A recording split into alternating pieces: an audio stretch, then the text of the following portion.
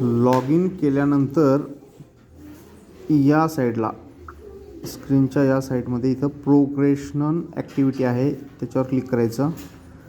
इथं प्रोग्रेशन मॉड्यूलला गो करायचं, क्लास निवडायचा.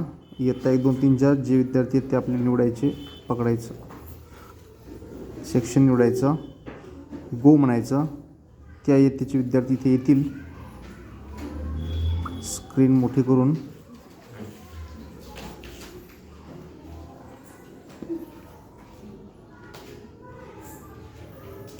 विद्यार्थ्याचं नाव. आता इथे ही ॲक्टिव्हिटी कंप्लीट झालेली असल्यामुळे इथं दाखवत आहे. प्रमोटेड इथं घ्यायचं. इथं घेतल्यानंतर प्रमोटेड विथ एक्झामिनेशन करायचं. मार्क्स पर्सेंटेजमध्ये टाकायचे. इथं विद्यार्थ्याचे मार्क इथे पर्सेंटेजनुसार टाकायचे, 23/24चे गेल्या वर्षीचे.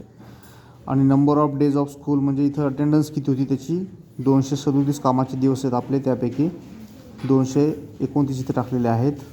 मग स्कूलिंग स्टेटस टाकायचं आहे की सध्या तो कुठे आहे, शाळेत आहे, आपल्या सेम शाळेमध्ये शिकतो आहे की TC घेऊन बाहेर गेला आहे.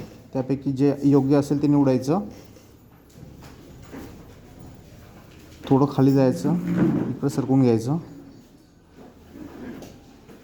इथं आपल्या शाळेत जर शिकत असेल सेममध्ये तर इथं सेक्शन आपल्याला निवडावं लागेल. जर हा TC घेऊन गेला असेल कुणीकडे तर इथं सेक्शन निवडायचं काम नाही, ते बाय डिफॉल्ट येणार. आणि हे सर्व झाल्यानंतर इथे अपडेट म्हणायचं.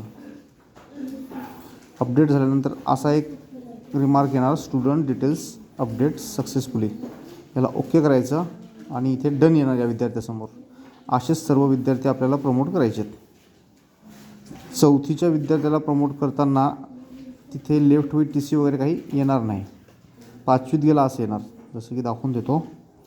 4थीचा विद्यार्थी, सेक्शन निवडलं, गो म्हटलं, परत ही स्क्रीनवर घेतली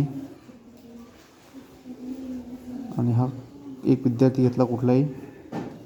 इथे असं सेक्शन येणार नाही, क्लास 5 येणार. लेफ्ट विथ TC म्हणणार आपण, सेक्शन निवडायचं काम नाही. आणि इथे अपडेट करायचं, डन येऊन जाईल, मागच्यासारखी प्रोसेस. आता ही जी स्क्रीन आपण अशी केलेली आहे, ही स्क्रीन आहे आपली डेस्कटॉप साईट. ती अशी इथं करू शकतो आपण. म्हणजे इथे क्लिक करायची आहे 3 डॉटवरती आणि ही जी स्क्रीन आहे डेस्कटॉप साईट, असं याला टिक करायचं म्हणजे असं आयकॉन येणार.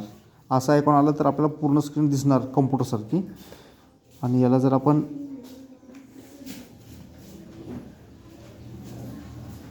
असं केलं तर हे आपल्याला असं दिसणार.